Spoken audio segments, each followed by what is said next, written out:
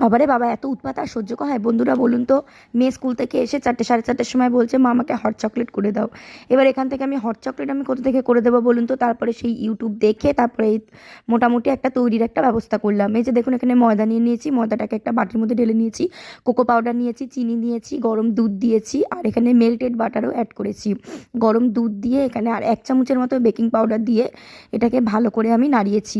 তারপরে একটা ফ্রিজে একটা 5 টাকার ডেয়ারি মিল্ক ছিল, ওটাকে কুচি কুচি করে কেটে দিয়ে দিয়েছি, তারপরে দিয়ে একটা বাটির মধ্যে সেট করে নিয়েছি। আর ওই বাটির মধ্যে আমি উপর থেকে দিয়ে দিয়েছি গুঁড়ো দুধ আর কিছুটা কোকো পাউডার।